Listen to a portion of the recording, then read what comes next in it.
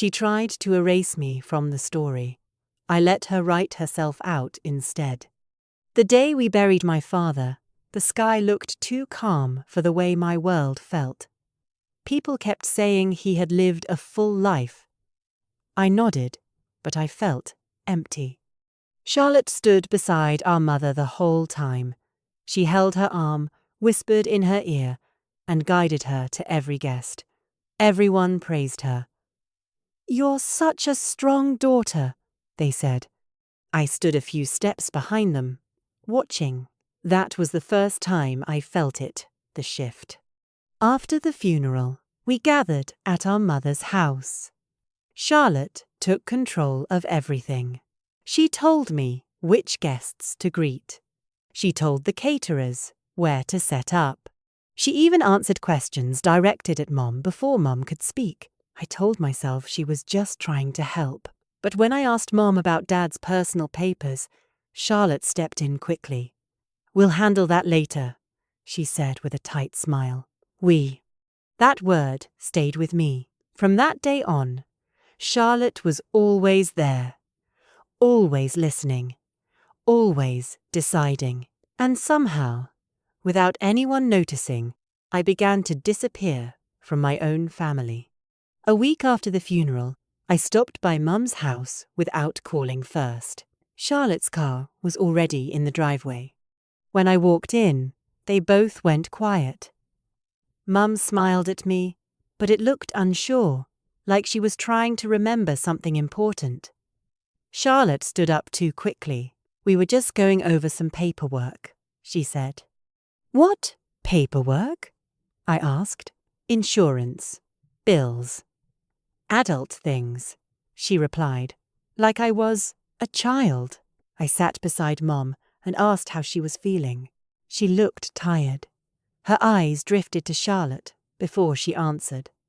"I'm fine," she said softly. Charlotte spoke again. "Mum doesn't need stress right now." The way she said it made me feel like I was the stress. Before I left, I hugged Mom. She held me tight. "Come by more," she whispered. "I will," I promised. As I walked to my car, I noticed something else. The mailbox key was no longer hanging on the hook by the door. It used to be there for years. I didn't say anything, but I started paying attention. Over the next month, small things changed. Mom missed our usual Sunday lunch twice. Charlotte said she was too tired. When I called, Charlotte answered instead of Mom. "She's resting," she would say. One evening, I finally reached Mom directly. She sounded confused. "Charlotte said you've been very busy," she told me. "I haven't," I replied gently. "I've been calling." There was a long pause. "Oh," Mum said. "Maybe I forgot." That word scared me. Forgot. I began to notice how Charlotte spoke for her. At family dinners, Charlotte would finish Mom's sentences. If Mom hesitated, Charlotte would step in and correct her. Once, I heard Charlotte say softly, "Remember what we talked about, Mom?" It sounded harmless, but something about it felt wrong. That night, I opened a new notebook. On the first page, I wrote the date. Then, I wrote everything I remembered. Exact words. Who was there? How Mom looked. I didn't know why I felt the need to document it. I just knew I had to. I told myself I was being paranoid. Grief could make anyone suspicious. But then Mum forgot my birthday. She had never forgotten in my entire life. Not once. When I called her that evening, she sounded surprised. "Was it today?" she asked. Before I could answer, Charlotte's voice came through in the background. "Mom, we talked about this. It's next week." "No," I said slowly. "It's today." Silence. Charlotte came on the line. "You shouldn't upset her over small things," she said calmly. Her memory isn't perfect right now. Her memory. That word echoed in my mind. The next day, I visited with flowers and my phone recording in my purse. I told Mom it was just to capture memories after Dad's passing. She smiled and agreed. During lunch, Charlotte gently reminded Mom about important decisions and how things needed to be updated. Mom nodded, but she looked unsure. I wrote it all down later that night. Date, time, words. I wasn't accusing anyone. I was building clarity. 2 months after Dad's death, Charlotte announced there would be a meeting with the estate lawyer. "I've scheduled it," she said. "It's time to update the will." Update. Dad's will had always been clear. Everything was split evenly. Mum had said it many times. When I asked why it needed changing, Charlotte gave me a patient smile. "Circumstances change." "What circumstances?" I pressed.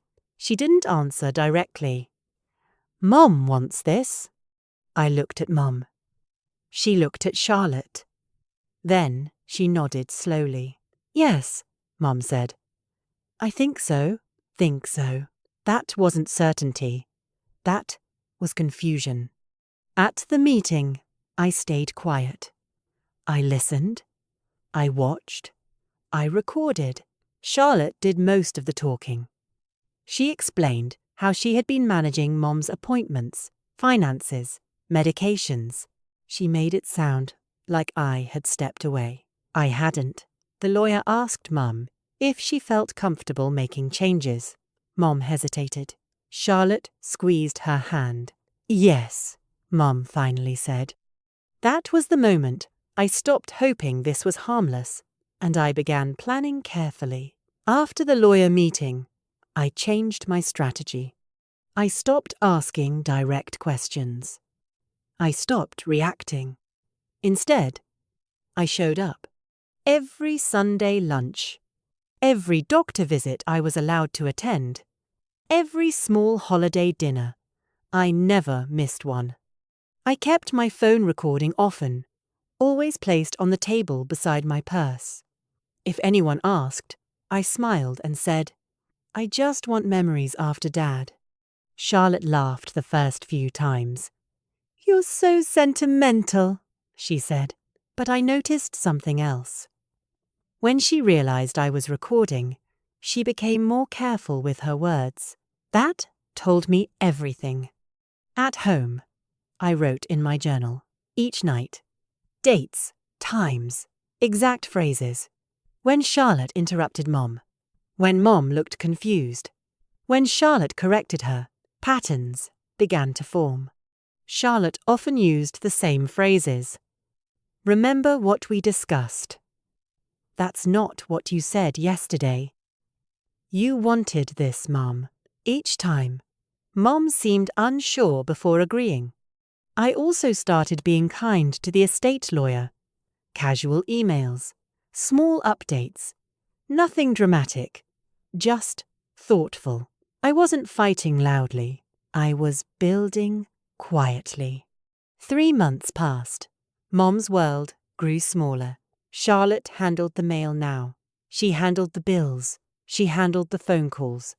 Once, I arrived early and saw Charlotte standing by the mailbox, sorting letters before going inside.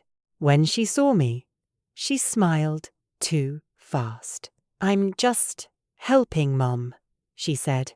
Of course she was. That evening, I asked Mum about her medication schedule. She paused. "Charlotte keeps track," she said. "It's easier." Easier for who? I wondered. Later, while Charlotte was in the kitchen, Mum leaned closer to me. "Did I already sign something?" she whispered. My heart stopped. "What do you mean?" I asked gently.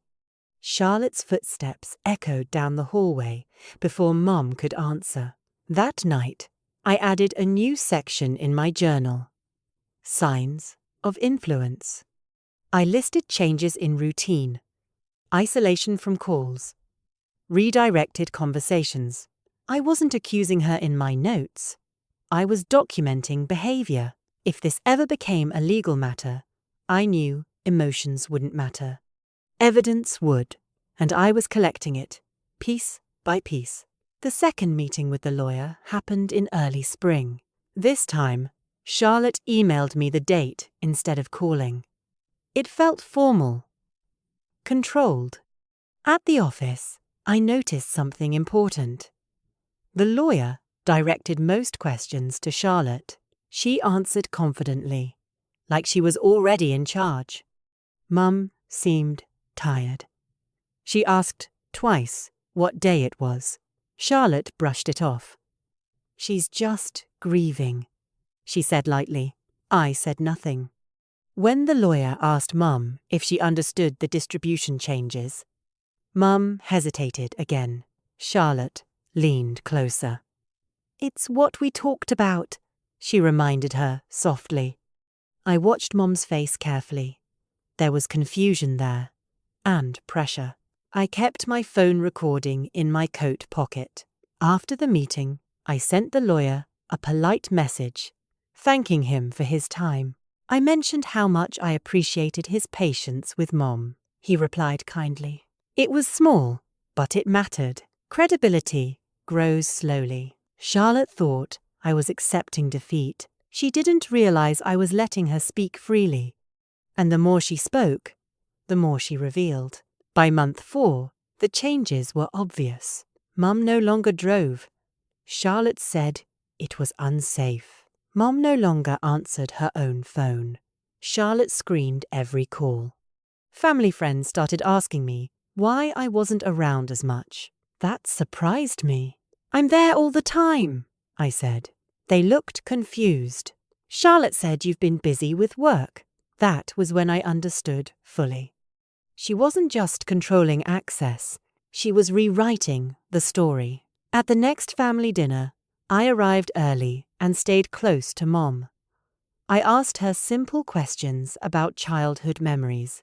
She answered clearly at first, but when Charlotte joined us, Mom grew hesitant again. "Is that right, Charlotte?" Mum asked, after almost every sentence. It was subtle, but it was powerful. That night, I reviewed my recordings carefully. There it was, over and over. Charlotte guiding answers, correcting memories, framing decisions. Undue influence doesn't look loud, it looks gentle, and that made it harder to see. But I saw it, and now I had proof. 6 months after Dad's death, Charlotte announced the new will was finalized. "It's just a formality," she said during dinner. My chest tightened, but I kept my face calm. "When will it be presented?" I asked. "Next week," she replied smoothly. Mum smiled weakly.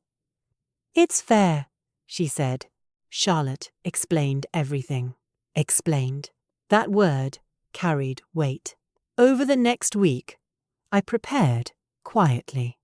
I organized my journal entries in order. I backed up every recording. I made copies of text messages where Charlotte limited my visits. I also requested Mom's recent medical records through proper channels. As her daughter, I had the right. The notes showed mild cognitive decline, periods of confusion, memory gaps. The dates matched the timeline of the will revisions. I didn't feel anger anymore. I felt clarity. When the day came to formally present the will, I dressed simply. I brought a folder. I brought my phone. And I brought something Charlotte didn't expect. Patience. The day the will was presented felt strangely quiet. We sat in the lawyer's office again. The same chairs, the same polished desk, but everything felt heavier. Charlotte looked confident. Mom looked tired. The lawyer began reading the new will aloud. My name came up once, a small portion, far less than before. Charlotte's portion was significantly larger. I did not react. When the reading ended, the lawyer asked if there were any questions. Yes, I said calmly. I would like to request a competency evaluation. The room froze. Charlotte blinked. Excuse me? I'm concerned about Mum's cognitive state during the revision period, I said evenly. For her protection, Mum looked confused. What does that mean? It just means we make sure everything was done clearly and fairly, I replied gently. Charlotte's smile faded. This is unnecessary. Maybe, I said softly. But clarity protects everyone. The lawyer adjusted his glasses. It is within her rights to request that. For the first time in months, Charlotte did not have control of the room, and I still had not raised my voice. The evaluation was scheduled for 2 weeks later. During those 2 weeks, Charlotte avoided me. She stopped inviting me to small visits. She answered texts with short replies. She was no longer relaxed. That told me she understood the risk. I continued showing up, calm, present, recording when possible. One afternoon, I sat alone with Mum, while Charlotte stepped out to take a call. Mum, I said gently, do you remember discussing the will changes before signing? She looked at me with uncertainty. I remember Charlotte explaining, she said slowly. She said you were very busy, that you didn't want responsibility. My stomach tightened. I never said that, I replied softly. Mom frowned. Maybe I mixed it up. When Charlotte returned, she quickly changed the subject. That night, I added the conversation to my journal. Exact words. The pattern was clear now. Not loud manipulation, not threats, repetition, suggestion, isolation, and repetition again. I knew what the law called it, undue influence. And soon it would have to be examined. The competency evaluation day arrived quietly. Mom met with a court-appointed specialist. Charlotte insisted on being present, but the evaluator asked to speak with Mum alone. Charlotte didn't like that. She paced outside the room while I sat calmly in a chair across from her. You're making this harder than it needs to be, she said under her breath. I'm making it clear, I replied. After nearly an hour, the evaluator stepped out. We'll submit our findings to the court, he said neutrally. Charlotte pressed her lips together. She looked irritated, not worried. That surprised me. Over the next week, more review was requested. Medical records. Timeline of revisions. Communication logs. I provided everything asked of me. Organised. Time-stamped. Charlotte provided summaries. There is a difference between summaries and evidence. The court scheduled a hearing to review concerns of possible undue influence. It was no longer private. It was official. And once something becomes official, it leaves a paper trail. One that cannot be erased. The hearing was set for late summer, almost 8 months after Dad's death. Family members were notified. Suddenly, people began asking questions. Aunt Maria called me quietly. What's going on? She asked. I just want to ensure Mum's wishes were clear, I said calmly. Charlotte, on the other hand, sounded defensive in her calls. I heard it through relatives. She's accusing me, Charlotte told them. I wasn't. I was requesting review. There is power in that difference. As the hearing approached, I reviewed my materials again. Recordings where Charlotte said, "Remember, you agreed," Mom responding, "Did I?" Charlotte, correcting stories that were not wrong. I printed transcripts. I organized them by date. I did not exaggerate anything. I did not add emotion. Facts speak strongest when they are clean. The night before the hearing, I slept peacefully. Charlotte did not. I could tell by the messages she sent after midnight. The courtroom felt colder than I expected. Mum sat between us. She looked small. Charlotte looked polished and prepared. I looked calm. The lawyer presented the timeline of revisions. Then I presented my concern.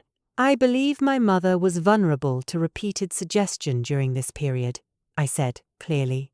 The judge asked for supporting documentation. I handed over organized transcripts and recordings. Dates matched medical notes showing confusion. The recordings were played. Charlotte's voice filled the room. Remember what we talked about. That's not what you said yesterday. You told me Nina didn't want the responsibility. Mum's voice sounded uncertain in reply. The room grew very quiet. Charlotte's attorney tried to argue grief and stress. But repetition over time tells a different story. The evaluator's report was read next. It confirmed mild cognitive decline and susceptibility to influence during the months of revision. I did not look at Charlotte. I looked at the judge, because this was no longer about emotion. It was about integrity. The judge did not rule that day. Instead, he said he would review all submitted evidence carefully before making a decision. That waiting period felt longer than the months before it. Charlotte stopped speaking to me entirely. At family gatherings, she sat on the opposite side of the room. She no longer smiled easily. Mum seemed confused by the tension. "Why are you too upset?" she asked one afternoon. "We're not upset," I said gently. "We're making sure everything is clear." Charlotte said nothing. During those weeks, more relatives began asking questions. They had read portions of the hearing documents. Court filings are not secret. Patterns were becoming visible. Aunt Maria called again. "I didn't know Charlotte was speaking for your mother like that," she said softly. "I didn't either at first," I replied. That was the truth. This had not begun as suspicion. It had grown from observation. One evening, I reviewed my first journal entry again, the date from months ago. The word "we," that was when it started. And now, it was about to end. The ruling came on a quiet Thursday morning. We were called back into the courtroom. The judge spoke calmly. His words were measured. Based on the medical evaluation, documented recordings, and pattern of repeated suggestion during a period of cognitive decline, the revised will was invalidated. The original will would stand. The phrase "undue influence" was entered into the official record. Charlotte's face went pale. Mom looked confused again. "What does that mean?" she asked. "It means everything stays as it was before," I said gently. Charlotte's attorney requested reconsideration. It was denied. The ruling was clear. Not because I shouted. Not because I accused. Because I documented. As we left the courthouse, relatives stood quietly outside. They had heard. No one confronted Charlotte. No one confronted me. They didn't need to. Court records speak louder than family arguments. Charlotte walked ahead of us without looking back. For the first time in months, she looked uncertain. And I felt something unexpected. Not victory, relief. In the weeks that followed, distance grew. Charlotte stopped visiting Mom daily. At first, she said she was busy. Then, she stopped explaining. I stepped in more often, not to replace her, but to stabilize things. I helped Mom organize her medications clearly. I made sure her appointments were documented. I ensured multiple family members rotated visits, so no one person held control. Transparency became the rule. Mom's memory still faded at times, but she seemed calmer without constant correction. One afternoon, she looked at me thoughtfully. "Did something happen between you and Charlotte?" she asked. "Yes," I said carefully, "but it's being handled." She nodded slowly. Family gatherings felt different now. Conversations paused when Charlotte entered. Not out of cruelty, but caution. Trust once broken does not repair easily. I did not speak badly about her. I didn't need to. The court documents had already outlined the timeline. The facts had reshaped the story. And this time, I was not missing from it. Months passed. Autumn arrived. The house felt quieter without daily tension. Charlotte visited occasionally, but her tone had changed. She was softer, more careful. Sometimes she tried to explain. "I was just protecting Mom," she said once. "I know," I replied calmly. "But protection and control are not the same thing." Relatives maintained polite distance. They did not accuse her openly. They didn't need to. The legal language had already defined the situation. One evening, I found Mum flipping through old photo albums. She pointed to a picture of all four of us at the beach years ago. "We were happy," she said. "Yes," I agreed. For a moment, I wondered if things could have unfolded differently. If Charlotte had trusted fairness instead of forcing advantage. But choices shape outcomes. I never wanted to win against her. I wanted truth. And truth does not shout.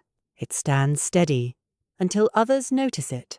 That was the lesson I carried forward. Winter settled in quietly. Life returned to routine, though nothing felt exactly the same. Charlotte accepted the ruling publicly. She stopped challenging it. But something had shifted permanently. Her confidence in controlling the narrative was gone. Family conversations were more balanced now. Decisions were discussed openly. Multiple voices were present. Mum's care became shared responsibility again. One evening, Charlotte approached me after dinner. "You planned this," she said quietly. "No," I replied. "I prepared. There is a difference." She studied me for a long moment. "You recorded everything," she added. "Yes." She nodded slowly, as if understanding something too late. "I thought you weren't paying attention," she admitted. I met her eyes calmly. "I was always there." She looked away first. She had tried to erase me from the story. Instead, she had written herself into a legal record that could never be undone, and I had never raised my voice. After the ruling, life did not explode into drama. It settled. That surprised me. I had expected anger or loud arguments. Instead, there was silence. The kind that follows truth. Charlotte kept her distance. She still visited Mum, but never alone for long. Someone was always present. It wasn't a rule written on paper. It was an unspoken agreement. Transparency had replaced trust. I focused on stability. I created a shared calendar for Mum's appointments. I copied important documents to a secure folder that both of us could access. I kept communication open with the lawyer, not because I expected another issue, but because clarity matters. One evening, Mom held my hand and said, "I'm glad you're here." I swallowed hard. "I was always here," I said gently.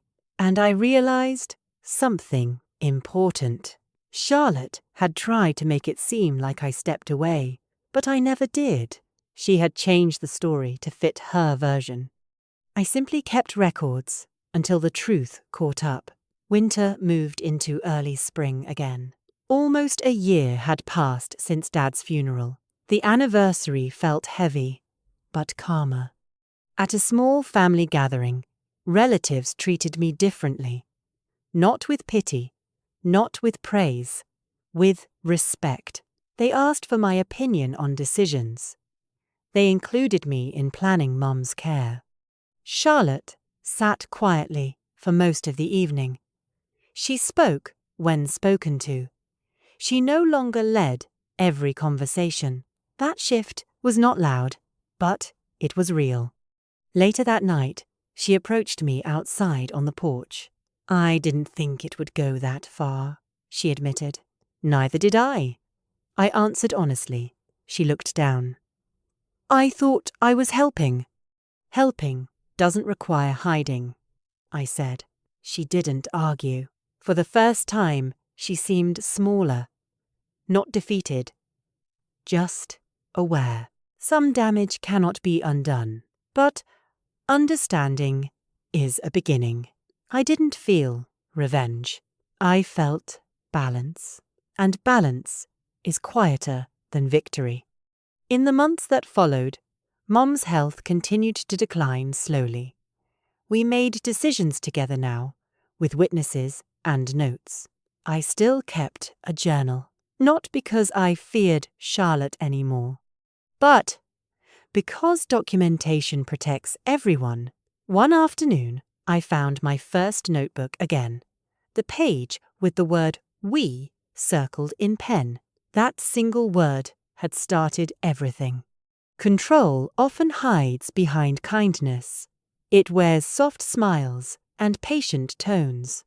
It says, "I'm just helping," but help does not erase other voices. Looking back, I realized I never needed to expose Charlotte publicly.